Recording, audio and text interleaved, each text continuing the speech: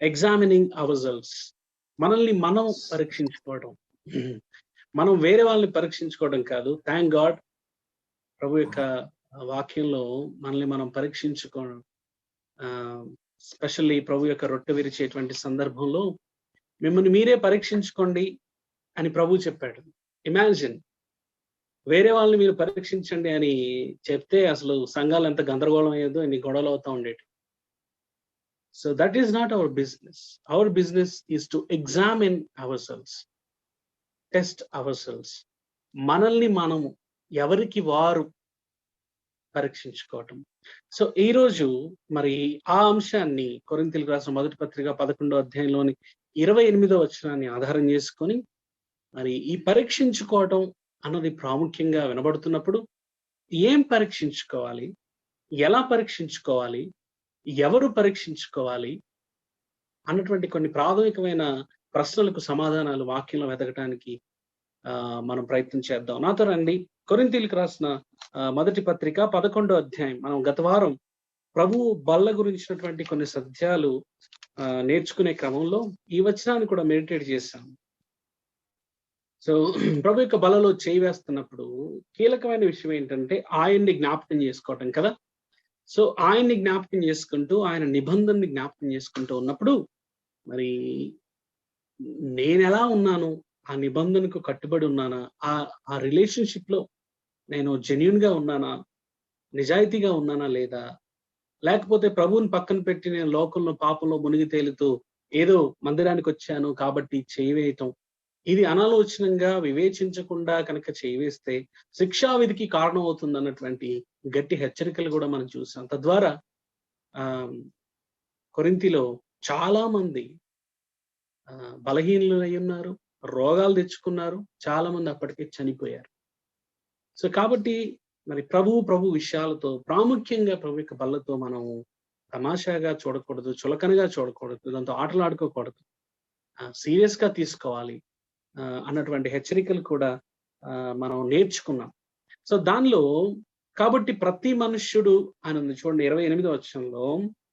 ఎందుకు కాబట్టి అన్నాడంటే ముందు వచనం, కాబట్టి ఎవడు అయోగ్యముగా ప్రభు యొక్క రొట్టెని తిననో లేక ఆయన పాత్రలోని త్రాగునో వాడు ప్రభు యొక్క శరీరాన్ని గూర్చి రక్తాన్ని గూర్చి అపరాధి అవుతాడు. కాబట్టి ప్రతి మనుషుడు తన్ను తాను పరీక్షించుకొనవలెను, అలాగు చేసి ఆ రొట్టెని తిని ఆ పాత్రలోనిది త్రాగవలెను. ప్రభు శరీరం అని వివేచింపక తిని త్రాగువాడు తనకు శిక్షావిధి కలుగుటకే తిని త్రాగుచున్నాడు. ఈ కారణం చేతనే మీలో అనేకులు బలహీనులై ఉన్నారు, రోగులై ఉన్నారు, చాలా మంది చనిపోయారు, మరణించారు. ఇందువల్లనే మరణించారు. అయితే ఈ మాట చూడండి, మనలను మనమే విమర్శించుకుని ఎడలా, if we judge ourselves, if we examine ourselves, మనల్ని మనమే కనుక విమర్శించుకుంటే మనము తీర్పు పొందక పోతాము. అంటే లోకముతో పాటు మనం తీర్పు పొందకుండా ఉంటాం ఇప్పుడు మనల్ని మనం తీర్పు తీర్చుకుంటే. సో ఈ కొన్ని విషయాలు మనం ఆలోచన చేద్దాం ప్రియులారా. అసలు పరీక్షించుకోవడం అంటే ఏంటి, పరీక్ష యొక్క ప్రాధాన్యత ఏంటి? నేను గత వారంలో కూడా చెప్పాను. మీ పిల్లలను మీరు చాలా మంది స్కూల్లో చదివిస్తున్నారు, ఇప్పటికే చదివించారు. మీరు జాయిన్ చేసే స్కూల్లో అక్కడ మేనేజ్మెంట్ ఇలా అన్నారనుకోండి, మాది చాలా ఎక్సలెంట్ స్కూల్ అండి, మేము బాగా పాఠాలు నేర్పిస్తాము, క్లాసెస్ ఉంటాయి, అవర్స్ ఉంటాయి, అయితే మా దగ్గర పరీక్షలు పెట్టమండి, మేము యూనిట్ టెస్టులు కానీ లేకపోతే మధ్యలో క్వార్టర్లీ కానీ హాఫ్ ఇయర్లీ కానీ లేకపోతే యాన్యువల్ ఎగ్జామ్స్ కానీ మేము పెట్టమండి, సంవత్సరం తర్వాత ఆటోమేటిక్ గా ప్రమోట్ చేస్తాం అన్నారు అనుకోండి. మీలో ఎంతమంది మీ పిల్లల్ని ఆ స్కూల్లో పెడతారు? నేనైతే నా పిల్లల్ని జాయిన్ చేయను. ఎందుకో తెలుసా? పరీక్షలు లేని పాఠశాల ఏంటి, పరీక్ష లేని చదువేంటి అసలు? పరీక్ష లేని చదువుకి మనం ఎవరో మొగ్గు చూపం. ఎందుకంటే మన పిల్లలు కష్టపడి చదవాలి, వాళ్ళు ఎంత చదువుతున్నారో, వాళ్ళు ఎంత నేర్చుకుంటున్నారో, ఎంత గుర్తుపెట్టుకుంటున్నారో అనేది మనకు ఎలా తెలుస్తుంది? అయితే మనం వాళ్ళని అడిగి తెలుసుకోవటం, లేదా పరీక్షల్లో వారికి వచ్చిన మార్కులను బట్టి ఒక ఐడియా వస్తుంది. మనందరం కూడా అలానే చదువుకున్నాం.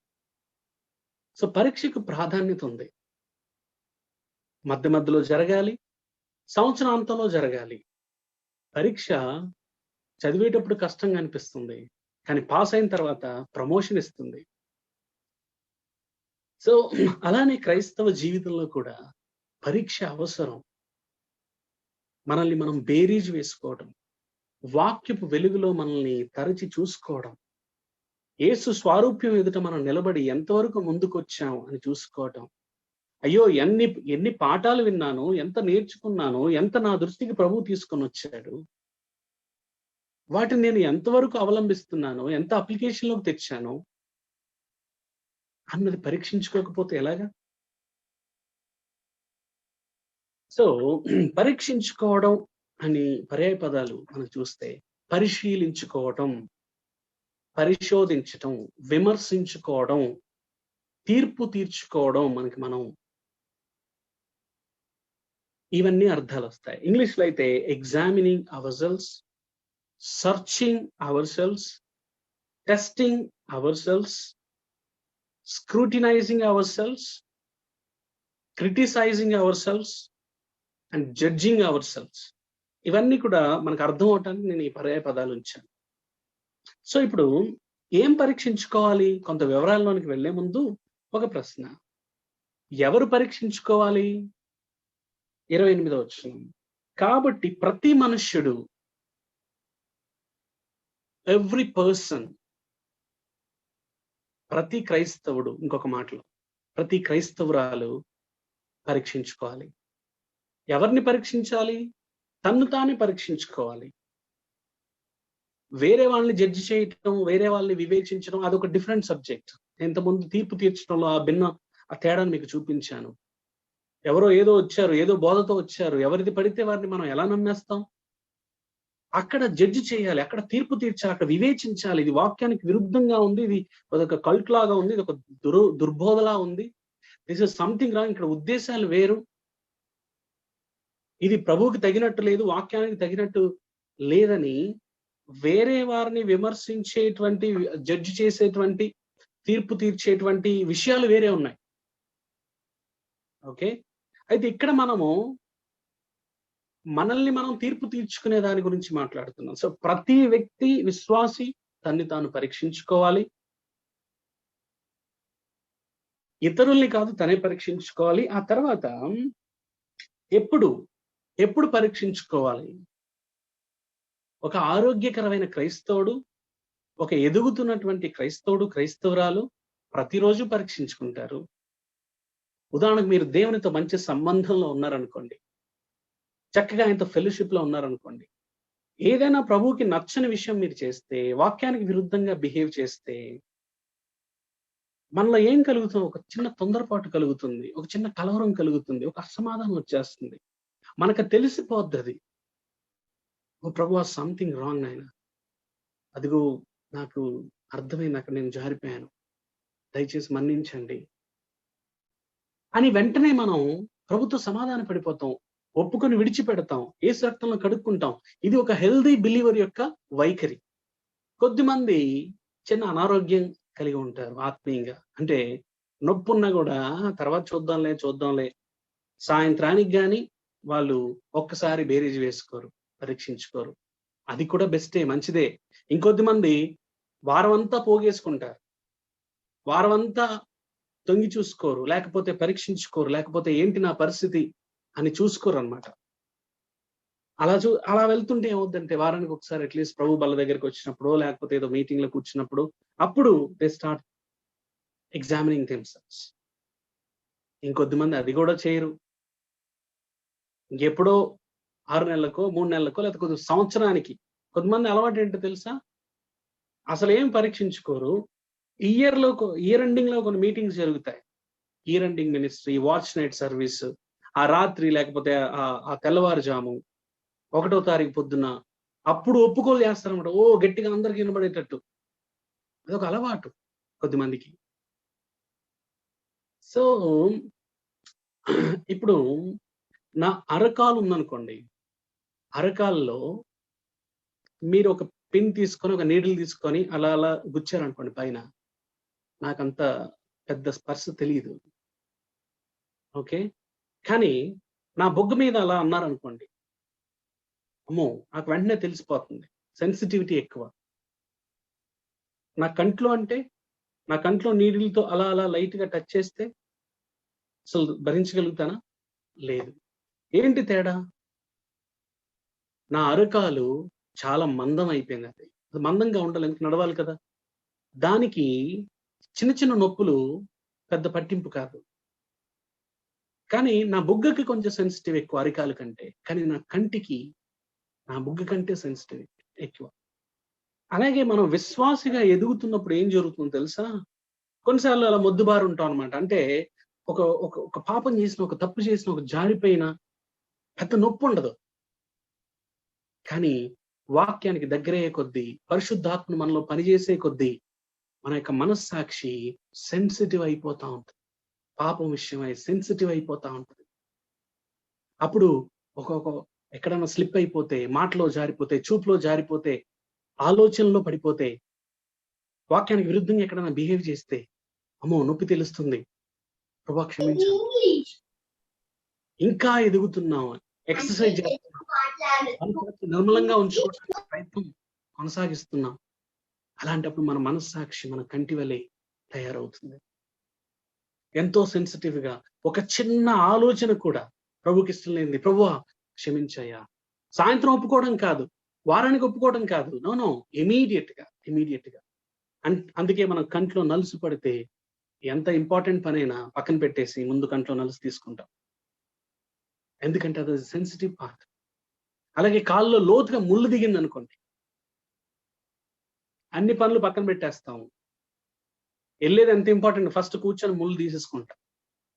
ఎందుకంటే నొప్పిని భరించలేము. ప్రియులారా, మనం కూడా పరీక్షించుకోవాల్సింది ఏంటంటే, నా మనస్సాక్షి సున్నితంగా మారుతుందా లేదా? నేను రక్షించబడి ఎన్ని సంవత్సరాలైంది? నేను అనేక విషయాలు నా ప్రభువు నా దృష్టికి తీసుకొచ్చినా కూడా, ఇంకా నేను పాపం విషయంలో నా వైఖరి మారట్లేదేంటి? ఇంకా తప్పు చేసినా నొప్పి తెలియట్లేదేంటి? Something wrong. మనం ఎదగాల్సినంత ఎదగలేకపోతున్నాం. విధేయత చూపించలేకపోతున్నాం. ప్రభు సన్నిధిలో మన హృదయాన్ని విప్పి చూపించాల్సిన అంత చూపించలేకపోతున్నాం. ఇలాంటి విషయాలు పరిగణలోనికి రావాలి, పరీక్షించుకోవాలి. సో ఎప్పుడు అంటే, సో ప్రతిరోజు చేయాల్సిన పని. తర్వాత ఓకే, ఎందుకు చేయాలి? ఎందుకు మనల్ని మనం ఇలా పరీక్షించుకోవాలి? ఒకటి, మనం విశ్వాసంలో ఉన్నామా లేదా అని మనకు తెలియటానికి, మనల్ని మనం బేరీజ్ వేసుకోవటానికి, మనల్ని మనం మెరుగుపరుచుకోవటానికి ఈ పరీక్ష అవసరం. పరీక్ష రాస్తేనే కదా ఎంత చదివామో, ఎన్ని మార్కులు వచ్చే దాన్ని బట్టే తెలుస్తుంది. అందుకే కొంతమంది స్టూడెంట్స్ ఏం చేస్తారు, బెటర్మెంట్ రాస్తారు. అంటే అంతకంటే చక్కగా బాగా చదివి ఇంకా పరీక్షలో బాగా పెర్ఫార్మ్ చేసి ఎక్కువ మార్కులు తెచ్చుకుంటారు. సో మనకి పరీక్ష జరిగితే మనం బెటర్ పర్సన్స్ అవుతాం, బెటర్ క్రిస్టియన్స్ అవుతాం. తప్పులు దిద్దుకోవటానికి అవకాశం ఉంటుంది, లోపాలు సరి చేసుకోవటానికి అవకాశం ఉంటుంది. అందుకు మనం పరీక్షించుకోవాలి. ఆ తర్వాత ఇక్కడ ఇంకొక రీజన్ చెప్పాడు, మనలను మనమే విమర్శించుకునేలా మనం తీర్పు పొందక పోదుము. 32వ వచనం, మనం తీర్పు పొందిన ఎడల, అంటే ఇక్కడ తీర్పు పొందితే లోకముతో పాటు మనకు శిక్షావిధి కలగకుండానట్లు ప్రభువు చేత ఇప్పుడు శిక్షించబడుచున్నాము. మనం ఇలా పరీక్షించుకునే క్రమంలో, మనం విమర్శించుకుంటున్నటువంటి క్రమంలో కొన్నిసార్లు ప్రభు యొక్క శిక్షణకు మనం లోనవుతాం, క్రమశిక్షణకు, డిసిప్లైన్ చేస్తా ఉంటాడు ప్రభు మనల్ని. ఎందుకో తెలుసా? లోకంతో పాటు మనకు ఆ రోజున శిక్షావిధికి కలగకుండా ఉండాలని ఈ రోజున మనల్ని దిద్దుతూ ఉంటాడు. మనం ఏంటో మనకి చూపిస్తా ఉంటాడు. కొన్నిసార్లు మాట వినకపోతే మనల్ని దారిలో పెడతాడు, గద్దిస్తాడు, శిక్షిస్తాడు. శిక్ష అంటే క్రమశిక్షణ. అందుకు మనల్ని మనం పరీక్షించుకోవాలి. ఎలా పరీక్షించుకోవాలంటే జాగ్రత్తగా పరీక్షించుకోవాలి. ఇప్పుడు అసలు ఏం పరీక్షించుకోవాలి అన్న దగ్గరికి వద్దాం. అది ఇంపార్టెంట్. ఈరోజు మనం ఎక్కువ మనసు పెట్టాల్సినటువంటి విషయం. మొదటిగా ఇక్కడ కొద్దిమంది ఉన్నారు, ప్రభువుని ఎరగని వ్యక్తులు, అవిశ్వాసుల జాబితాలోనే ఉన్నవారు. ఉండుండొచ్చు. ఇప్పుడు వాళ్ళేం పరీక్షించుకోవాలి? వాళ్ళకి తెలీదు. ఇప్పుడు కొన్ని ప్రశ్నలు అడిగితే గాని ఆ ప్రశ్నలకు వాళ్ళు జవాబు ఇవ్వలేని పక్షంలో, అయ్యో నేను ఇంకా మారు మనసు రక్షణ అనుభవం లేని విశ్వాసనే కదా, నేను ఒక నామకార్థ క్రైస్తవునే కదా అని వారికి తెలుస్తుంది. మీరు నిజంగా యేసుక్రీస్తు ప్రభుని రక్షకుడుగా విశ్వసించి అంగీకరించారా? మీరు పాపిని నేను అని గ్రహించారా? ఆ పాపాన్ని ప్రభు ఎదుట ఒప్పుకోవటానికి ఎప్పుడన్నా ప్రయత్నం చేశారా? మీరు ప్రభు దగ్గరికి ఎందుకు వస్తున్నారు అసలు? ఇలాంటి మీటింగ్స్‌కి ఎందుకు అటెండ్ అవుతున్నారు? ప్రభు దగ్గర నుంచి ఏం ఎక్స్‌పెక్ట్ చేస్తున్నారు? యేసు ఇచ్చినటువంటి, దేవుడిచ్చినటువంటి రక్షణను ముందు పొందకుండా ఆయన చేత పొందినవి మిగతావి ఏవైనా సరే మిమ్మల్ని పరలోక రాజ్యానికి తీసుకొని రాలేదు. యేసుక్రీస్తు ప్రభువు చాలా ప్రాంతాల్లో పరిచర్య, అద్భుతాలు, ఆశ్చర్యకార్యాలు చేశాడు, సువార్త ప్రకటించాడు. కపెర్నహూము, కొరజీనా, బెత్సయిదా ఇలాంటి ప్రాంతాల్లో చేశాడు. ఇలా పరిచర్య చేసిన తర్వాత కొంతకాలానికి మళ్ళీ ఆయా పట్టణాల్లో సంచరిస్తూ అసలు వాళ్ళ పరిస్థితి ఎలా ఉందని చూశాడనమాట. నేను చెప్పే విషయాలు మత్తయి సువార్త 11వ అధ్యాయంలో ఉంటాయి. వాళ్ళని చూస్తూ ఇలా అంటాడు, అయ్యో కొరజీనా, అయ్యో బెత్సయిదా, మీలో చేయబడినటువంటి అద్భుతాలు తూరు సీదోను లాంటి అన్య పట్టణాల్లో చేస్తుంటే వాళ్ళు ఇప్పటికే మారు మనసు పొంది గోనెపట్టు కట్టుకొని ఉండేవారు. అంటే ప్రభువు అనేక అద్భుతాలు చేసిన తర్వాత వాళ్ళ దగ్గర నుంచి కోరుకున్నది ఏంటంటే, వారు పాపం నుంచి తిరగటం, ప్రభు నందు విశ్వాసం ఉంచటం, మారు మనసు పొందటం. అక్కడ అది మనకు అర్థమవుతుంది. ఇప్పుడు మీలో, ఇప్పుడు నేను క్రైస్తవుని, క్రైస్తవురాలని చెప్పుకునే వాళ్ళు కొద్దిమంది ఉన్నారు. ఒక మాట చెప్పండి, మీ మనసు మారిందా? మీ పాపపు జీవితానికి సంబంధించిన వైఖరిలో ఏమైనా మార్పు ఉందా? ప్రభు పట్ల గౌరవభావం, భయభక్తులు, ప్రేమ ఏమన్నా పెరుగుతున్నాయా? ప్రభు యొక్క వాక్యం అంటే ఏమైనా ఆసక్తి కలుగుతుందా లేదా? ఇదిగో నేను చెప్పేవి ఏవి కనిపించట్లేదు అనుకోండి, దెర్ ఇస్ సంథింగ్ రాంగ్. పరీక్షించుకోండి ప్లీజ్. నిజంగా నేను క్రైస్తవుని, క్రైస్తవురాలను అయ్యానా లేదా? పుట్టుకతో ఎవరు క్రైస్తవులు కాలేరు, మీకు తెలుసు కదా. క్రీస్తుని అంగీకరించిన వ్యక్తే క్రైస్తవుడు, క్రైస్తవురాలు. క్రీస్తుని అనుసరించే వ్యక్తే, క్రీస్తుని వెంబడించే వ్యక్తే క్రైస్తవుడు, క్రైస్తవురాలని బైబిల్ స్పష్టంగా చెప్తుంది. ప్రభుని వెంబడించే శిష్యుల్నే బైబిల్ క్రైస్తవులని పిలిచింది. కాబట్టి ఒకసారి ఆలోచన చేయండి. చాలాసార్లు విచారకరమైన బాధ ఏంటంటే, ఈరోజు సంఘానికి వెలుపట ఉన్నటువంటి అన్ని జనులకు, ప్రభుని ఎరగని వారికి, ఇతర మతస్థులకి స్వార్థ ప్రకటించటం ఎంత ముఖ్యమో, ఈరోజు సంఘంలో ఉన్న అవిశ్వాసులకి, నామకార్థ క్రైస్తవులకి, మొక్కుబడి క్రైస్తవులకి, అలవాటు క్రైస్తవులకి సువార్త అందించడం కూడా అంతే ముఖ్యమైపోయింది.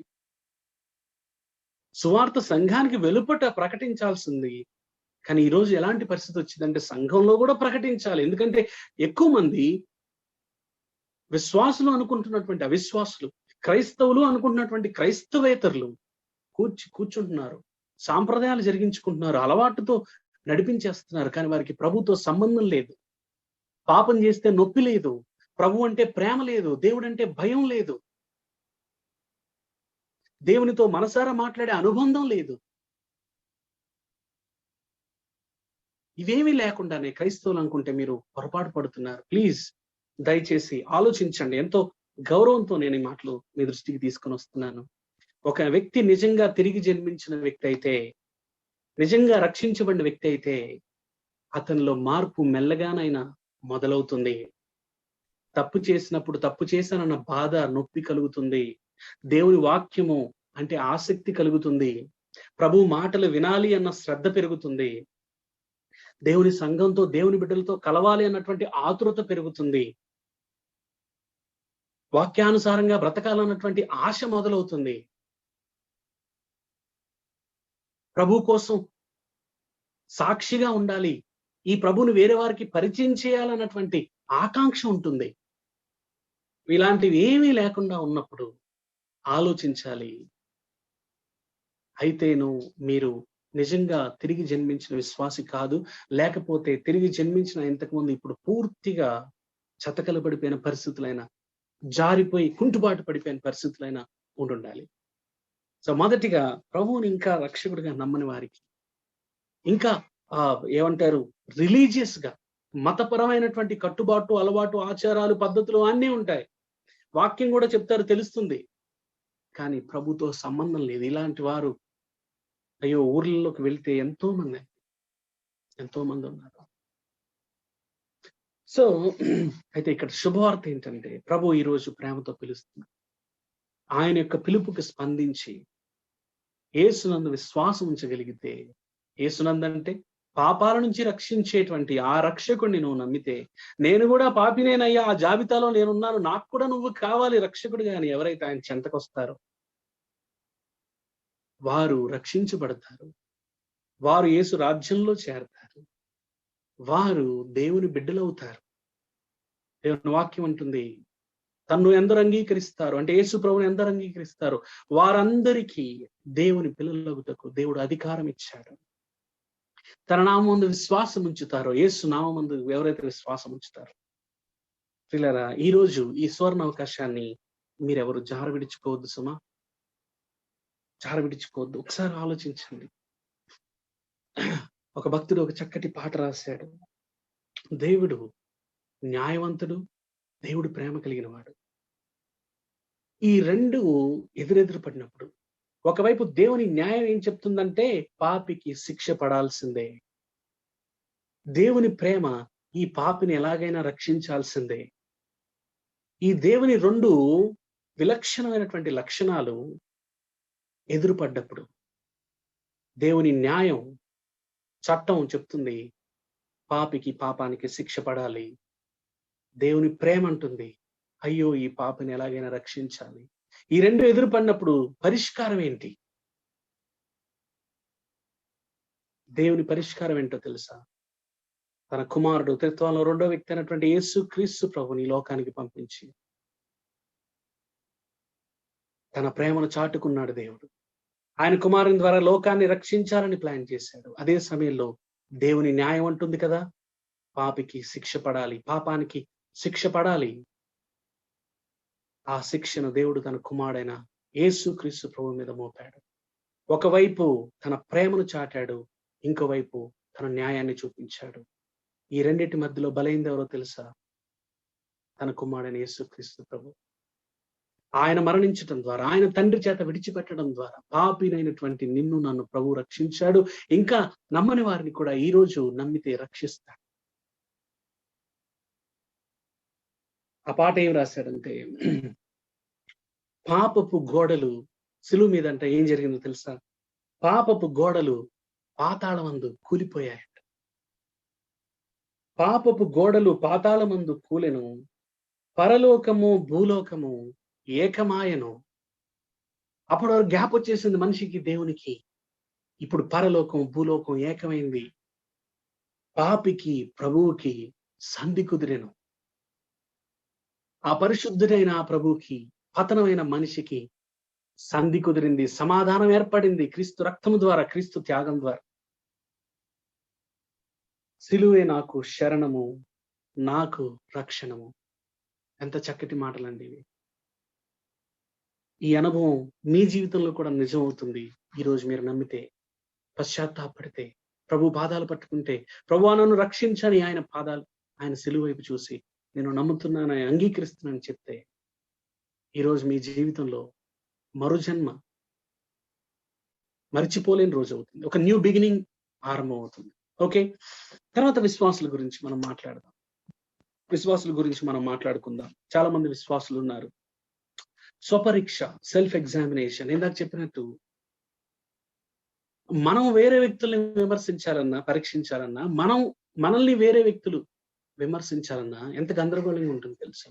అయినా కూడా ఒక మాట చెప్పండి, మన గురించి ఇతరులకి ఎంత తెలుసు? ఆనెస్ట్ గా చెప్పండి. అబౌట్ 10-15% తెలుసుద్దా? ఉదాహరణకు మన సంఘంలోని వ్యక్తులకి మన గురించి ఎంత తెలుస్తుంది? 20-30%. మనం ఇంట్లో ఎలా ఉంటున్నాం, భార్య భర్తతో ఎలా ఉంటున్నాడు, భర్త భార్యతో ఎలా ఉంటున్నారు, వారి వారి విధులు నిర్వర్తిస్తున్నారా, పిల్లలు తల్లిదండ్రులతో ఎట్లా ఉంటున్నారు, తల్లిదండ్రులు పిల్లలతో ఎలా ఉంటున్నారు, ఒక వ్యక్తి ఆఫీసులో తన పని స్థానంలో వ్యాపారంలో ఎలా ఉంటున్నాడు, ఎలా ఉంటుంది, మన అంతరంగ ఆలోచనలు ఎలా ఉంటాయి, మనం ఖాళీగా ఉన్నప్పుడు ఏం ఆలోచిస్తాం, మన మొబైల్ ఫోన్స్ లో ఏం చూస్తాం. ఈ సంగతులన్నీ బయటి వ్యక్తులకి, మందిరంలో వ్యక్తులకు కానివ్వండి, లేకపోతే మన చుట్టుపక్కల వారికి ఎంత తెలుస్తుంది మన గురించి? ఇవన్నీ విషయాలు వాళ్ళకి ఎలా తెలుస్తాయి? చాలా తక్కువ మన గురించి తెలుస్తుంది.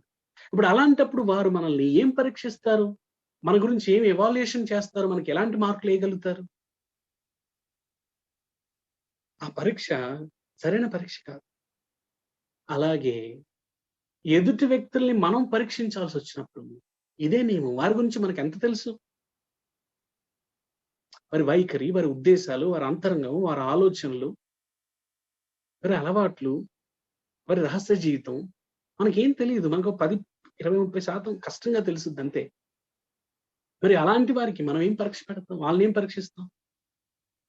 సో అందుకే ప్రభు ఏమన్నాడంటే, మిమ్మల్ని మీరు పరీక్షించుకోండి. ఎందుకో తెలుసా? నా గురించి నాకు తెలుసు, మీ గురించి మీకు తెలుసు, నన్ను నేను, మిమ్మల్ని మీరు బాగా పరీక్షించుకోగలుగుతాం, ఎవాల్యుయేట్ చేయగలుగుతాం. అందుకు ప్రభు అది చెప్పాడు. ప్రియులారా, ఏమి పరీక్షించుకోవాలో తెలుసా?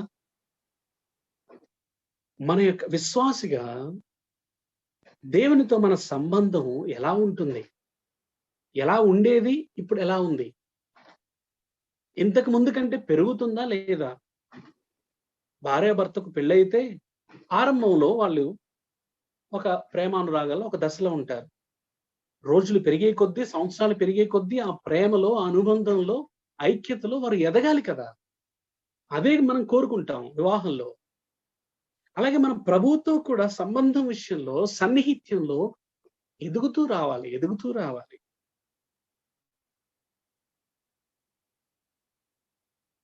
అలాగే మన యొక్క క్రైస్తవ నడక ఎలా ఉంది? దేవుని వాక్యానుసారంగా ఉందా? వాక్యానికి తెలిసినా కూడా భిన్నంగా ప్రవర్తిస్తున్నామా? ఇవి పరీక్షించుకోవాలి. వాక్యం చదువుతున్నప్పుడు, అలా చదువుతున్నప్పుడు ఒక వచనం మీరు చదివారు, నేను పరిశుద్ధుడై ఉన్న ప్రకారం మీరును పరిశుద్ధులై ఉండండి అనే ఒక మాట మనకి కనబడింది. అప్పుడు మనం ఆగి, అమ్మో, దేవుడు పరిశుద్ధుడు, ఆయనలాగా నన్ను ఉండాలనుకుంటున్నాడా? మరి నేనేంటి ఇలా ఉన్నాను, తెలిసినా కూడా ఇలా చేస్తున్నాను, నేనేం కొత్త విశ్వాసిని కాదే, చాలా సంవత్సరాలు అయింది నేను రక్షించబడి, ఇంకా నేను అపరిశుద్ధంగా ఏరియాస్ లో ఉన్నాను అని మనం పరీక్షించుకొని, ఒప్పుకొని దిద్దుకోవటానికి ప్రభు సహాయాన్ని అడగాలి. అలాగే మన యొక్క విధేయత ఎలా ఉంది? దేవుని వాక్యానికి, దేవుని పిలుపుకు, దేవుని యొక్క మాటకు విధేయత చూపించే విషయంలో ఎదుగుతున్నామా? లేకపోతే దేవుడు చెప్పినా లెక్క లేకుండా ఉన్నా? కొంతమంది విశ్వాసుల యొక్క అలవాటు ఏంటో తెలుసా? ఇప్పుడు ఈ ప్రసంగం తర్వాత మీలో కొద్దిమందిని ప్రార్థన చేయమని అవకాశం ఇచ్చారనుకోండి, దాదాపు అందరూ ఏం చేస్తారు తెలుసా? ప్రభువా, ఈ రోజు నువ్వు నన్ను ప్రేమించి నాతో మాట్లాడావయ్యా, ఓ నన్ను ప్రేమించి నాతో మాట్లాడావు, నా పరిస్థితి చూపించావు అని అంటారు. ఒక్కొక్క క్షణం ఆలోచించండి, నిజంగా దేవుడు మీతో మాట్లాడా? మాట్లాడుతున్నాడా? ఒకవేళ అది నిజమైతే, దేవుడు మాట్లాడుతుంటే దేవుని మాటకు విలువేది? దేవుని మాటకు విధేయత ఏది? దేవుని మాటకు లెక్క ఏది? అయితే దేవుడు మీతో మాట్లాడింది నిజం కాదు. ఒకవేళ దేవుడు మీతో మాట్లాడింది నిజమైతే, మన జీవితాలు పోల్చుకొని చూస్తే దేవుని వాక్య వెలుగులో దేవుని మాట అంటే మనకు విలువ లేదు, విధేయత లేదు, లెక్క లేదు. సో ప్రియులారా, మన విధేయత విషయం, మన విధేయత చెప్తుంది మనం ఆత్మీయంగా ఎదుగుతున్నామా లేదా అని. ఈ రోజు కూడా ఈ మాటలు విన్నారు, పోయిన వారం విన్నారు, లేకపోతే సంవత్సరం నుంచి అనేక విషయాలు మనం చర్చించుకుంటూ ఉన్నాం వాక్యపు వెలుగులో. ఎన్ని విషయాలకు మనం లోబడ్డాం, ఎంతవరకు దిద్దుకున్నాం, ఎంతవరకు సరి చేసుకుంటున్నాం, ఎంతవరకు ఒప్పుకొని విడిచిపెట్టాం. ఇప్పుడు అలా జరగట్లేదు అనుకోండి, I think something wrong with our relationship with the lord. అలాగే ఇంకేం పరీక్షించుకోవాలి? మన యొక్క ఆలోచనలు మనం పరీక్షించుకోవాలి. కేవలం మన యాక్షన్సే కాదు, మన యాక్షన్స్ పరీక్షించుకోవాలి, మన ఆలోచనలు కూడా. బైబిల్ పాపాల జాబితా చెప్పినప్పుడు యేసుప్రభు ఒకసారి అంటాడు, మనిషి నోట్లోంచి శరీరంలోకి వెళ్ళేది అతన్ని అపవిత్రపరచదయ్యా, మనిషి కడుపులోంచి లేదా హృదయంలోంచి ఏవైతే బయటకు వస్తాయో అవి అతన్ని అపవిత్రపరుస్తాయి. మార్కు సువార్త 7వ అధ్యాయంలో కనబడుతుంది అని చెప్తూ మనుషుని అపవిత్రపరిచేవి ఏంటి అని చెప్పిన మొదటి విషయం ఏంటో తెలుసా? ఒకసారి చూడండి, మార్కు సువార్త 7వ అధ్యాయము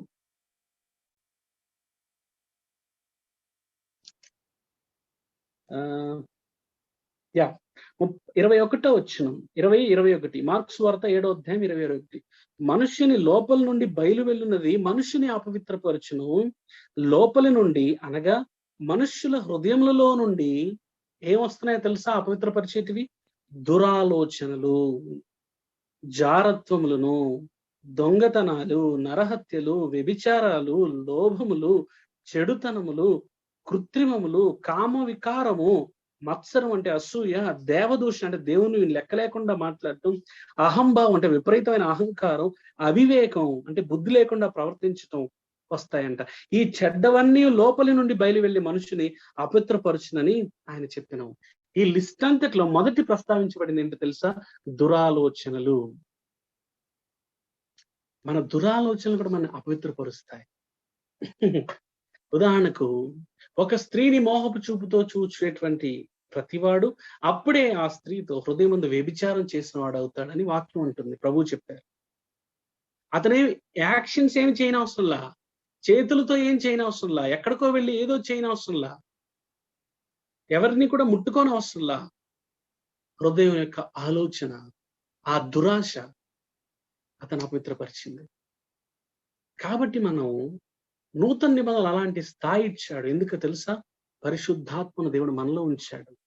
ఒక యాక్టివ్ ఫోర్స్, యాక్టివ్ పర్సన్ ని మనల్ని ఆదరించి, మనల్ని మెరుగుపరిచి, మనల్ని దిద్ది, మనల్ని ప్రోత్సహించే వ్యక్తిని దేవుడే మన హృదయంలో ఉన్నాడు కాబట్టి మన స్థాయిని పెంచాడు. ఒక గవర్నమెంట్ స్కూల్లో టీచర్స్ ఉన్నా లేనట్టే అన్నటువంటి పరిస్థితిలో ఉన్నటువంటి స్కూల్లో చదువుకున్నటువంటి ఒక కుర్రాడికి ఒక మంచి కార్పొరేట్ స్కూల్లో చదివి ఇంటికి వచ్చాక ట్యూషన్ కూడా పెట్టించి, ట్యూషన్ మాస్టర్ ఉండి అన్ని సబ్జెక్టులు టీచ్ చేసిన వ్యక్తి చదువుకి తేడా ఉంటుంది కదా. ఇప్పుడు వీళ్ళిద్దరూ పరీక్షలు రాశారనుకోండి, ఎవరి దగ్గర మనం ఎక్కువ ఎక్స్పెక్ట్ చేస్తాం? గవర్నమెంట్ స్కూల్లో లేకపోతే అంత శ్రద్ధ తీసుకొని స్కూల్లో, ఒక సాదాసీదా స్కూల్లో చదివినటువంటి విద్యార్థి దగ్గర కంటే ఒక మంచి స్కూల్లో చదివి ట్యూషన్ టీచర్ దగ్గర కూడా తర్ఫీదు పొందినటువంటి స్టూడెంట్స్ దగ్గరే మనం ఎక్కువ మార్క్స్ డిమాండ్ చేస్తాం. అతని స్టాండర్డ్ ఎక్కువ ఉంటుంది. అలానే ఇంతకు మునుపు పాత నిబంధనలో దేవుడు వారికి ఇచ్చినటువంటి కట్టడలు, నియమావళి, ఆజ్ఞల కంటే నూతన నిబంధనలో మనకి ఇవ్వబడినటువంటి కట్టడలు, నియమాలు, ఆజ్ఞలు ఉన్నతమైనవి, చాలా ఎత్తైనవి. అంటే ఒక స్త్రీతో పడుకొని సాంగత్యం చేసేటువంటి పాపము పాత నిబంధనదైతే, అలాంటి స్త్రీని ఆలోచనలో కూడా తప్పుగా ఊహించకూడదు, అలా ఊహిస్తే కూడా అలాంటి పాపమే అన్నటువంటి స్థాయి నూతన నిబంధనలో ప్రభు మనకి ఇచ్చాడు. కాబట్టి ఇంత స్థాయి ఎందుకు పెంచాడంటే, మనకి బెటర్ టీచింగ్ ఉంది, బెటర్ లేఖనాల ప్రత్యక్షత ఉంది, అన్నిటికి మించి పరిశుద్ధాత్ముడు మనలోనూ ఉన్నాడు, టీచర్ ఉన్నాడు, బోధిస్తాడు, నేర్పిస్తాడు, దిద్దుతాడు, ఒప్పిస్తాడు. ఇవన్నీ ఉన్నప్పుడు దేవుడు మన దగ్గర నుంచి హయ్యర్ స్టాండర్డ్ ఎక్స్పెక్ట్ చేస్తున్నాడు. కాబట్టి ఆలోచనల్లో కూడా దేవుడు పాపాన్ని ఒప్పుకోవట్లేదు. ఒక వ్యక్తి గురించి మీరు ఎలాంటి ఆలోచనలు కలిగి ఉన్నారు? ఒక వ్యక్తిని చూసినప్పుడు మీకు ఎలాంటి ఆలోచనలు వస్తున్నాయి? కొద్దిమందిని చూస్తే పిచ్చి కోపం వచ్చేస్తుందా? కొద్దిమంది చూస్తే అబ్బాయి ఈడు ఎప్పుడు పోతాడో అన్నట్టు చూస్తున్నారా? కొద్దిమందిని క్షమించలేకుండా ఉన్నారా? కొద్దిమంది పేరు వింటేనే ఒళ్ళు మండిపోతుందా? ఇవన్నీ కార్యాల్లో కాదు, అంతరంగంలో, హృదయంలో జరిగేటివి. కొద్దిమందిని చూస్తే దురాశ కలుగుతుందా? ప్రభు ఇలాంటివి పరిగణలోకి తీసుకుంటాడు. కాబట్టి మనం ఇలాంటి విషయాలు కూడా పరీక్షించుకోవాలి. ఇలాంటి విషయాలు పరీక్షలోకి రావాలి. ఆ తర్వాత మన యొక్క మోటివ్స్, విశ్వాసిగా మనం ఏ పని చేశాము అన్నదానికంటే ఏ ఉద్దేశంతో చేశాం అన్నదానికి ఎక్కువ విలువిస్తాడు ప్రభు. ఎలా ఆయన అది చూస్తాడు. ఒక మాట పెదాలు ఏం పలికాయో దానికంటే ఆ పెదాల మాట వెనకాల ఉన్న హృదయం ఏంటో చూస్తాడు, మనసేంటో చూస్తాడు ప్రభు. అక్కడ పరిశుద్ధులుగా ఉండాలని కోరుకుంటున్నాడు, అక్కడ నిజాయితీగా ఉండాలని కోరుకుంటున్నాడు ప్రభు. ఎవరికో ఏదో సహాయం చేశారు, ఎందుకు చేశారు, ఏ ఉద్దేశంతో చేశారు అన్నది ప్రభువుకి ముఖ్యం. మనకు కూడా అదే ముఖ్యం కావాలి. అంటే స్వార్థం కోసం చేశారా, మొక్కుబడిగా చేశారా, పేరు కోసం చేశారా, ఇలాగ ఏ ఉద్దేశంతో చేశాము అన్నది మనం పరీక్షించుకోవాలి. ఏ పనైనా సరే క్రైస్తవులుగా దేవునికి కొంత చందా ఇస్తున్నారు, డబ్బులు ఇస్తున్నారు, ఎందుకు ఇస్తున్నారో అన్నది నూతన నిబంధనలు ఇంపార్టెంట్, ఎలా ఇస్తున్నారో ఇంపార్టెంట్. కాబట్టి దేవా నీది నీకు ఇచ్చేసాను, నీది నీది, ఇక నాది నాది, నీ సంగతి నువ్వు చూసుకో, నా సంగతి నేను చూసుకుంటాను అంటే కుదరదు. ఇక్కడ ప్రభు అంటాడు, నీవు నీ సొత్తు కాదు, నేను విలువ పెట్టి నిన్ను కొన్నాను, నీవు పూర్తిగా నావాడు, నా దానం అంటాడు. ఫీలరా? కాబట్టి మనం ఇలాంటి స్థాయిలో మనల్ని మనం జడ్జి చేసుకోవాలి, పరీక్షించుకోవాలి. మనం ఎక్కడన్నా లోపం కనబడితే దిద్దుకోవటానికి మనం ముందుకు రావాలి. ఇప్పుడు నేను కొన్ని విషయాలు చెప్పాను కదా, వింటున్నప్పుడు ఆత్మదేవుడు మీలో కొంత వెలిగింపిస్తా ఉంటాడు, మీతో మాట్లాడుతూ ఉంటాడు. కొద్దిమంది హృదయాలు ఇప్పటికే బరువు అయిపోయి ఉంటాయి. ఎందుకో తెలుసా? వాక్యపు వెలుగు, సత్యము మన అంతరంగానికి తాగుతున్నప్పుడు మనలో ఉన్నటువంటి లోపము, మనలో ఉన్నటువంటి అశ్రద్ధ, మనలో ఉన్నటువంటి అవిధేయత, పాపము మనకి కొంచెం కొంచెంగా తెలుస్తున్నప్పుడు బాధ కలుగుతుంది. సారీ అన్నటువంటి ఒక డీప్ సెన్స్ ఆఫ్ రిపెంటెన్స్ కలుగుతుంది. అది పరిశుద్ధాత్మ లోపల జరిగిస్తా ఉంటాడు అన్నమాట. అలా జరిగినప్పుడు ఎవరైతే ఒప్పుకొని దయచేసి క్షమించయ్యా అని ఆయన పాదాలు పట్టుకుంటారో, కరుణించని, సహాయం ప్రసాదించని ఆయన పాదాలు పట్టుకుంటారో, వాళ్ళు ఆత్మీయంగా ప్రమోషన్ పొందుతారు, ఆత్మీయంగా ఒక్కడుగు ముందుకు వేస్తారు. పరీక్ష పాస్ అయినటువంటి విద్యార్థి తర్వాత తరగతికి ఎలా వెళ్తాడో, తమను తాము పరీక్షించుకునేటువంటి విశ్వాసులు కూడా పరీక్ష తర్వాత ఇంకొక అడుగు పైకి, మళ్ళీ పరీక్ష ఇంకొక అడుగు పైకి, మళ్ళీ పరీక్ష ఇంకొక అడుగు, మనం చచ్చిపోయే వరకు ఇలా పరీక్షించుకుంటూనే ఉంటాం. ప్రభు స్వరూపంలోనికి మారుతూనే ఉంటాము, వాక్యపు వెలుగులోనికి వస్తూనే ఉంటాము. అనవసరమైన ప్రతిదీ, మన పరుగు పందెంలో సులువుగా చుక్కులు పెట్టే ప్రతి పాపాన్ని మెల్లిమెల్లిగా కత్తిరించేసేయాలి. అనవసరమైన బరువుల్ని తీసేసుకుంటూ వెళ్ళాలి, తుదకు మన గోల్ చేరుకోవాలి. ఇది ఒక నిరంతర ప్రక్రియ, ఇది జరుగుతూ ఉండాలి. అందుకు పరీక్ష ఇంపార్టెంట్. వీటిని మనం పరీక్షించుకోవాలి ప్రియులారా. ఇప్పుడు మనల్ని మనం పరీక్షించుకున్న తర్వాత ప్రభు సహాయాన్ని కూడా వేడుకోవచ్చు. ఎలాగో తెలుసా? దావీదు ఒక మాట అంటాడు, అని చక్కగా ఉందో చూడండి. 139వ కీర్తన, 139వ కీర్తన ఆఖరి 2 వచనాల్లో భక్తుడు ఎంత చక్కటి ప్రార్థన చేశాడో చూడండి.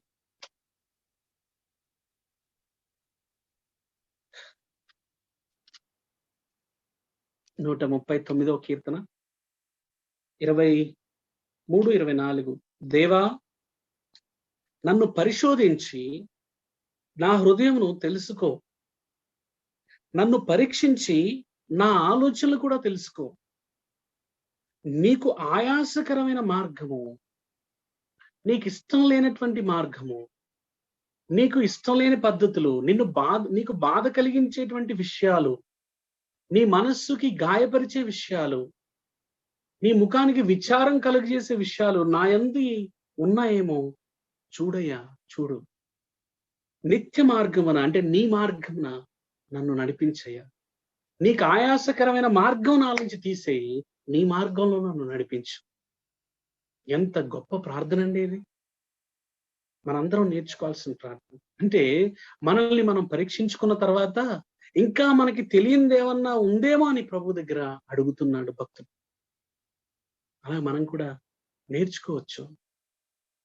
సూచనగా ఏం పరీక్షించుకోవాలని కొన్ని చెప్తాను.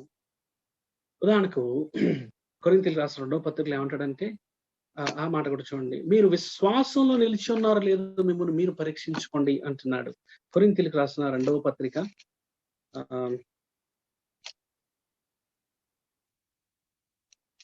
ఆఖరి అధ్యాయము అంటే 13వ అధ్యాయము 5వ వచనం 13:5 2 Corinthians chapter 13 verse 5. మీరు విశ్వాసము గలవారై ఉన్నారో లేదో మిమ్మును మీరే పరీక్షించుకొనుడి. మీరు భ్రష్టులు కాని యెడల యేసుక్రీస్తు మీలో ఉన్నాడని మిమ్మును గురించి మీకే తెలుసుద్ది కదా. మాట ఏమంటున్నాడంటే మీరు విశ్వాసం గలవారై ఉన్నారో లేదో, అంటే మీరు విశ్వాసంలో నిలిచి ఉన్నారో లేదో. అంటే ఈ విశ్వాసం ఎలాంటిది అంటే ఇది పెరిగేటువంటి విశ్వాసం, ఇది స్థిరమైనటువంటి విశ్వాసం, ఇది జెన్యూన్ ఫెయిత్. కాబట్టి అలాంటి విశ్వాసంలో మీరు ఉన్నారో లేదో మీరు పరీక్షించుకోండి అని కొరింథీయులను ఉద్దేశించి రాస్తున్నాడు. మనం కూడా మన విశ్వాసంలో మనం ఉన్నామో లేదో, అంటే ఒక మాటలో చెప్పాలంటే విశ్వాసికి తగ్గట్టు ఉన్నామో లేదో చూసుకోండి. ఆ తర్వాత గలతీయులకు రాసిన పత్రికలు కూడా ఈ మాట చూద్దాం. గలతీయులకు రాసిన పత్రికలో కూడా 6వ అధ్యాయం 3వ వచనం. గలతీ 6:3. గలతీ 6:3.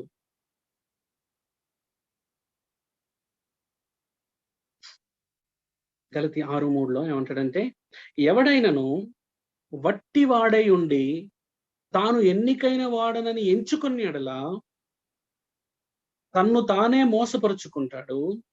ప్రతి వాడును తాను చేయు పనిని పరీక్షించి చూచుకొనవలెను. అప్పుడు ఇతరుని బట్టి కాక తనను బట్టి అతనికి అతిశయం కలుగుతుంది. తాను చేసే పనిని పరీక్షించుకోవాలంట. ప్రతివాడు తాను చేయు పనిని పరీక్షించుకోవాలి. మీరు విశ్వాసంలో ఉన్నారో లేదో పరీక్షించుకోవాలి. విశ్వాసికి తగ్గట్టు జీవిస్తున్నారో లేదో పరీక్షించుకోవాలి. ఇప్పుడు ఒక ఇలా ఆలోచిద్దాం. ఒక వ్యక్తి ఉన్నాడు, ఫలానా విజయ్ ఉన్నాడు అంటే విజయ్ అనే వ్యక్తికి డిఫరెంట్ రోల్స్ ఉంటాయి, కొన్ని పాత్రలు ఉంటాయి అతనికి, అంటే ప్రతి వ్యక్తికి కూడా. ఇప్పుడు విజయ్ అనే వ్యక్తి ఒక విశ్వాసి, విజయ్ అనే వ్యక్తి ఒక దైవ సేవకుడు, దేవుని సేవించి దేవుని పనివాడు. ఒక విజయ్ అనే వ్యక్తి ఓ భార్యకు భర్త. ఒక విజయ్ అనే వ్యక్తి తన పిల్లలకు తండ్రి. ఈ విజయ్ అనే వ్యక్తి ఒక తల్లికి తండ్రికి కుమారుడు. ఈ విజయ్ అనే వ్యక్తి తన తోబుట్టువులకు తోబుట్టు. ఈ రీతిగా ఈ విజయ్ అనే వ్యక్తి తన ప్రొఫెషన్ ఏదో అది. కాబట్టి ఇన్ని పాత్రలు ఉన్నాయి. ఈ అన్ని పాత్రలకు సంబంధించి అలాగే ఒక సహోదరి ఉందనుకుందాం. ఆ సహోదరి ఒక విశ్వాసి, ఆ సహోదరి ఒక భార్య, ఆ సహోదరి ఒక తల్లి, ఆ సహోదరి ఒక కుమార్తె, ఒక కోడలు, ఆ సహోదరి ఒక ఎంప్లాయీ అయితే ఒక ఉద్యోగి. కాబట్టి ఈ పాత్రలు అన్నిటికీ సంబంధించి వాక్యంలో గైడ్ లైన్స్ ఉన్నాయి, వాక్యంలో ఆజ్ఞలు ఉన్నాయి, నియమాలు ఉన్నాయి, ప్రిన్సిపల్స్ ఉన్నాయి. కాబట్టి వీటన్నిటినీ మనం ఎంతవరకు ఫాలో అవుతున్నాం అంటే దేవుడు ఎంత మనకు తెలియజేశాడు. ఉదాహరణకు వాక్యం అంతా మనకి తెలియకపోవచ్చు, కానీ కొంత తెలుసు కదా. మనకి తెలిసినంత వరకు వాటిని ఎంతవరకు అవలంబిస్తున్నాము, వాటిని అనుసరించి ఎంతవరకు నడుచుకుంటున్నాము. ఓకే, యాక్చువల్లీ ఇది ఒక ప్రాక్టికల్ డీటెయిల్ సబ్జెక్ట్. ఒకసారి మనం దీని గురించి, ఈ పాత్రల గురించి మాట్లాడుకుందాం. కానీ సూచన ప్రాయంగా ఇప్పుడు చెప్తున్నాను. ఒక భర్తగా మీరు మీ భార్యను ప్రభువు వలె ప్రేమించగలుగుతున్నా మొదలు పెట్టారా? మిమ్మల్ని ప్రేమించుకున్నట్టు ప్రేమించడం ఆరంభించారా? మీ శరీరాన్ని ప్రేమించుకున్నట్టు ప్రేమించడం మొదలు పెట్టారా? అలాగే ఒక భార్యగా ప్రభువుకు లోబడినట్టు మీ భర్తకు లోబడగలుగుతున్నారా?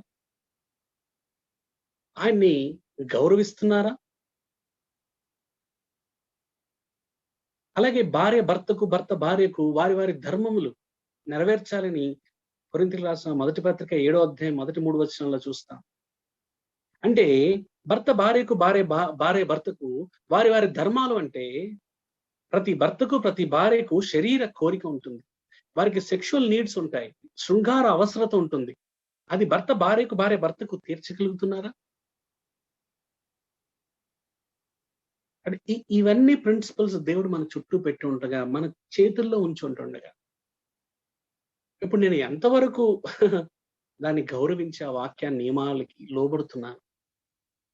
ఇప్పుడు ఒక తండ్రిగా నా పిల్లలకు వాళ్ళ బాగోగులు చూసుకుంటున్నానా? వాళ్ళకి కావాల్సింది ప్రొవైడ్ చేస్తున్నానా? వాళ్ళతో సమయం గడుపుతున్నానా? వాళ్ళని ప్రభు మార్గాల్లోనికి బోధించి నడిపించగలుగుతున్నానా? వాళ్ళకి విశ్వాసం నూరిపోస్తున్నానా? తల్లిగా, తండ్రిగా. పిల్లలుగా ఉన్నవారు, యవనస్తులుగా ఉన్నవారు, మీరు పిల్లలుగా ఉన్న మీ తల్లిదండ్రులు లోబడగలుగుతున్నారా? నీకు మేలు కలుగునట్లు, నువ్వు దీర్ఘాయుష్మంతుడగినట్లు నీ తండ్రి నీ తల్లిని సన్మానింపుము అన్నటువంటి మాట గుర్తొస్తున్నప్పుడు, అయ్యో నేను ఎక్కడున్నాను ఆ మాట ఎదురు నిలబడ్డప్పుడు అని మనం పరీక్షించుకోవాలి కదా. ఒక విద్యార్థిగా ఉన్నారు, మీ చదువులో నమ్మకంగా ఉంటున్నారా? మీ తల్లిదండ్రుల కష్టానికి మీరు రెస్పెక్ట్ ఇవ్వగలుగుతున్నారా?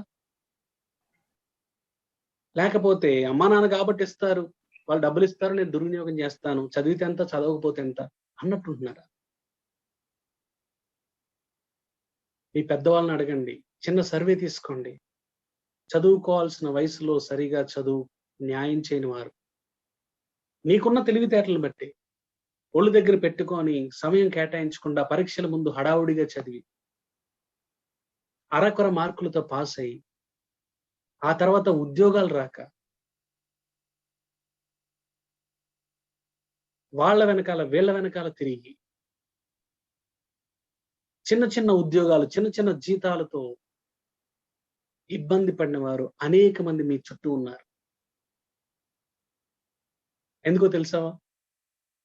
చదువుకోవాల్సిన వయసులో చదువుకోలే.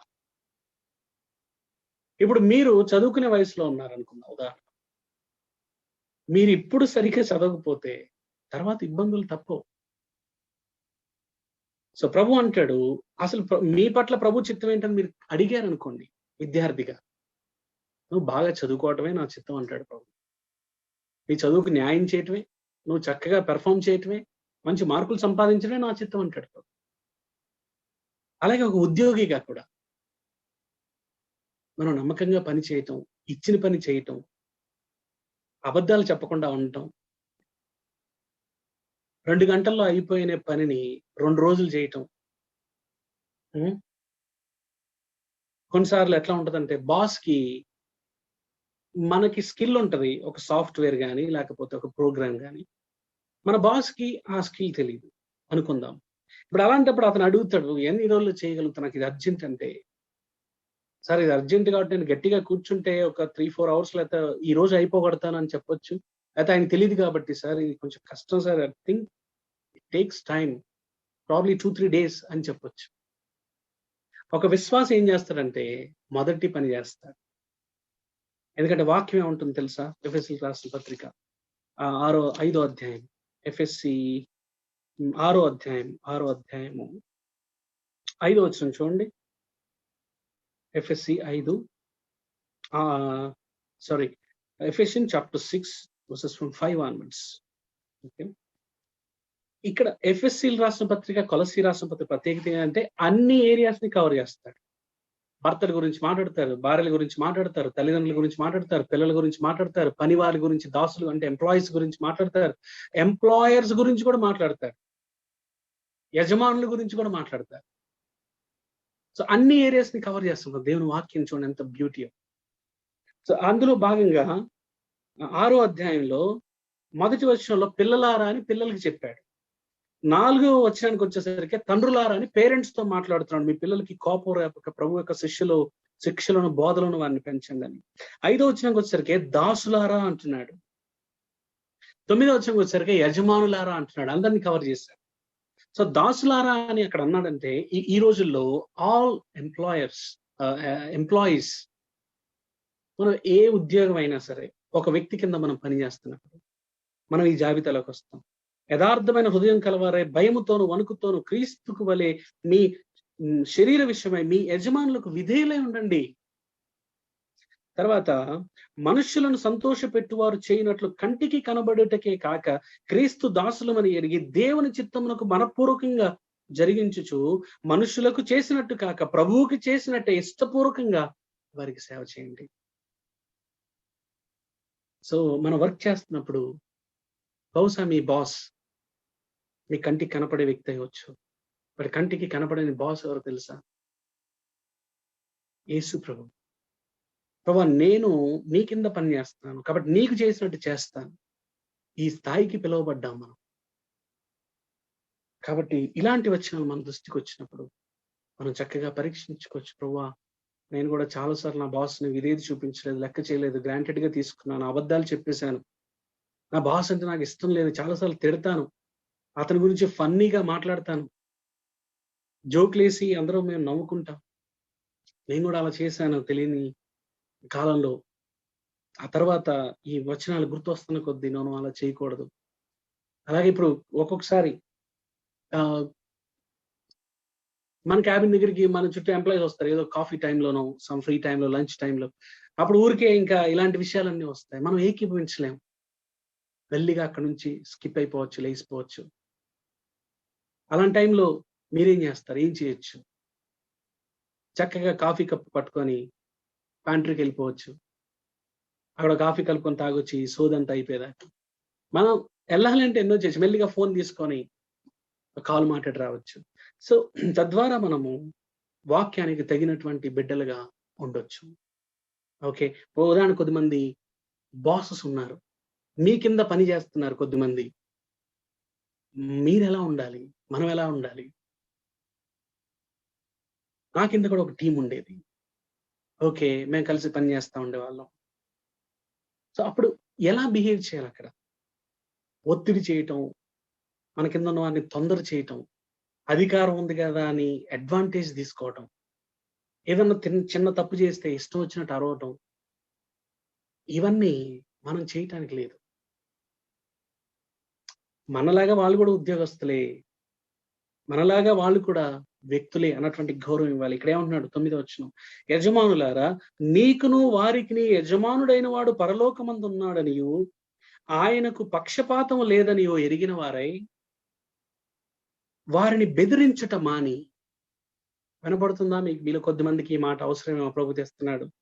వారిని బెదిరించుట మాని ఆ ప్రకారమే వారి ఎడల చేయండి. బెదిరించకుండా చేయాలి. ఎందుకో తెలుసా? నీకింత పనిచేసే వ్యక్తికి నీకు అసలైన యజమానుడు పరలోకమందు ఉన్నాడు, ఇద్దరికి బాస్ అతనే అని బెదిరించటం అని. నువ్వు ఇక్కడ బెదిరిస్తే ఆయనకి తెలుస్తుంది, నీ సంగతి చూస్తాడు అన్నటువంటి భయంలో అలా చేయాలంట. ఈ రీతిగా ప్రియులారా, ఈ ఏరియాస్ లో మనకి తెలిసిన వాక్యపు గ్రహింపు దానికి తగినట్టుగా మనం ఇంత తెలిస్తే మనం బహుశా ఇక్కడ ఉండొచ్చేమో. ఇక్కడ ఉన్నామని ఎలా తెలుస్తుంది? ఇలా పరీక్షించుకుంటే తెలుస్తుంది. ప్రభువా, నేను ఇంకా ఎదగాలయ్యా, ఇదిగో ఈ సంవత్సరం ఇంకా ఎదగటానికి సహాయం చేయి, నాకు ప్రమోషన్ కావాలి, ఇదిగో నేను విధేయతలో కొంచెం లోపం కలిగి ఉన్నాను ప్రభువా, నిన్ను ప్రేమించే విషయంలో కొంత కొరత ఉంది, అన్నిటికీ నాకు సమయం ఉంది కానీ నీకు సమయం లేదు,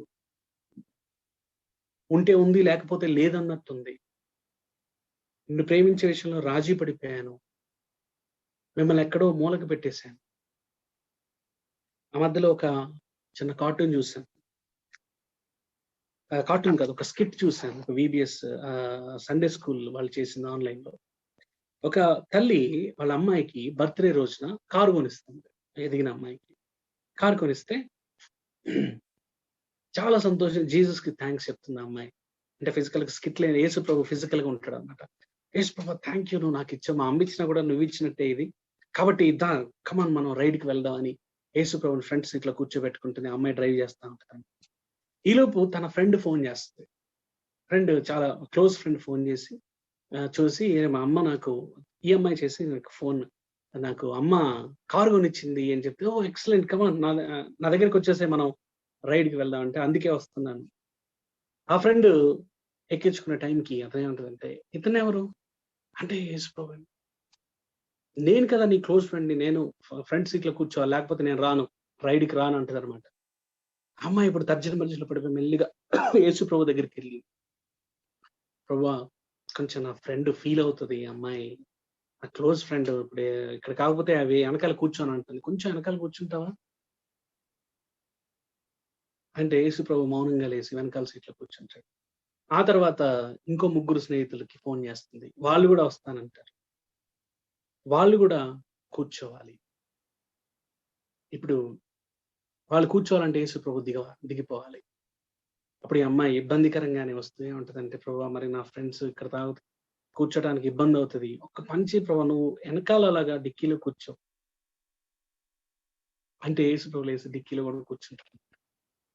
ఆ తర్వాత కాసేపు వాళ్ళని దింపిన తర్వాత ఈ అమ్మాయికి అర్థమవుతుంది. ఎంతో బాధపడుతుంది. యేసు ప్రభువుని క్షమాపణ అడుగుతుంది. తెచ్చి మళ్ళీ ముందు కూర్చోపెట్టుకుంటుంది. ఆ చిన్న స్కిట్‌లో చాలా సందేశం ఉంది. మనలో కొద్దిమంది అనటం కంటే ఎక్కువ మంది, కొన్ని సందర్భాల కంటే ఎక్కువ సందర్భాల్లో ఆ అమ్మాయిలాగా బిహేవ్ చేస్తాం. యేసు ప్రభువుని మొదటి సీట్‌లో పక్కన కూర్చోబెట్టి ఆయనకి ఇంపార్టెన్స్ ఇవ్వాల్సింది ఇవ్వడానికి పోయి, ఏదో ఒక సంగతి గురించి, ఏదో ఒక వ్యక్తి గురించి, ఏదో ఒక పాపం ప్రెషర్ గురించి, ఇంకేదో లోకపరమైన సంగతి గురించి వాటికి ప్రాధాన్యత ఇచ్చి, ప్రభువా కొంచెం వెనక్కెళ్ళు, ప్రభువా ఇంకొంచెం వెనక్కెళ్ళు, ప్రభువా ఇంకొంచెం వెనక్కెళ్ళు, చివరికి ప్రభువా నువ్వు పక్కనుండు. బహుశా మీలో ఈ స్టోరీతో కొద్దిమంది ఐడెంటిఫై చేసుకుంటున్నారు. అలా ఉంటే మనం ఈరోజు పశ్చాత్తాపపడదాం. పరీక్ష మొదలు పెడదాం. ప్రతిరోజు పరీక్షించుకుందాం. ముఖ్యంగా ప్రభువుకు తగినట్టున్నానా? విశ్వాసికి తగినట్టున్నానా? ప్రభు బలలో చేయి వేసేటప్పుడు. అప్పటికప్పుడు ఏం పరీక్షించుకుంటాం? ఉదాహరణకు రేపు ఆదివారం మీరు సంఘానికి వెళ్లి రొట్టె విరవాలి. ఈ రోజే మొదలుపెట్టండి. ఆ నైట్ కూర్చోండి కాసేపు ప్రశాంతంగా. ప్రభు సన్నిధిలో ఏకాంతంగా గడిపి ఎక్కడెక్కడ ప్రభువా, నిన్ను ప్రేమించే విషయంలో ఇలా ఉంది నా పరిస్థితి. నీకు లోబడే విషయంలో ఇలా ఉంది నా పరిస్థితి. నీ వాక్యాన్ని అనుసరించే విషయంలో ఇలా ఉంది నా పరిస్థితి. ఒక తండ్రిగా ఇలా ఉంది, ఒక భర్తగా, భార్యగా, ఒక తల్లిగా ఇలా ఉంది, ఒక కూతురు కొడుకుగా ఇలా ఉంది, ఒక కోడలిగా నా పరిస్థితి ఇలా ఉంది, ఒక ఉద్యోగిగా ఇలా ఉంది. ప్రభువా, ఇదిగో నేను పరీక్షించుకుంటున్నాను. ఇక్కడ లోపం ఉంది, సరిచేయి. ఈ రీతిగా ఎవరైతే తమను తాము పరీక్షించుకుంటూ ఉంటారో తరచుగా, వారు ప్రమోషన్ పొందుతూ ఉంటారు. వారు తమ యొక్క క్రైస్తవ జీవితాన్ని ఎవాల్యుయేట్ చేసుకుంటూ వాక్యపు వెలుగులో అడుగు తర్వాత అడుగు, అడుగు తర్వాత అడుగు, పరీక్ష తర్వాత ప్రమోషన్, పరీక్ష ప్రమోషన్, పరీక్ష ప్రమోషన్. దిస్ ఈస్ హౌ మనం యేసు స్వారూప్యంలోనికి మార్చబడుతూ ఉంటాం. అనవసరమైనవి కత్తిరించుకుంటూ ఉంటాం. లోపాలు సరిచేసుకుంటూ ఉంటాం. ఇది మన జీవితాల్లో క్రమంగా జరుగునుగాక, నిరంతరం జరుగునుగాక. ఈ రీతిగా మనల్ని మనం పరీక్షించుకోవటం ద్వారా ఏం జరుగుతుందో తెలుసా? ఒకరోజు లోకంతో పాటు మనం పరీక్షించబడం, తీర్పు పొందం. ఈ రోజు ఇక్కడ పరీక్షించుకుంటే ఒకరోజు మన బుక్ తెరవబడినప్పుడు అక్కడ పరీక్షించడానికి, విమర్శించడానికి, తీర్పు తీర్చడానికి ఏముండదు. ఒక దైవజనుడు ఈ రీతిగా చెప్పాడు. నేను ఈ రోజు ఎంత సిన్సియర్‌గా పరీక్షించుకోవాలనుకుంటున్నానంటే భూమి మీద ఉన్నప్పుడే, ఒక రోజున పరలోకంలో ప్రభు ఎదురు నిలబడినప్పుడు, నా గ్రంథం విప్పబడినప్పుడు, అక్కడ నన్ను పరీక్షించటానికి, నాకు తీర్పు తీర్చడానికి అక్కడ ఏమీ ఉండకూడదు. ఇక్కడే నేను అన్ని సరి చేసుకుంటాను. ఇక్కడే దిద్దుకుంటాను. ఇక్కడే కృప పొంది ఆ పేజీలు ఖాళీగా ఉంచుకుంటాను అంటాడు.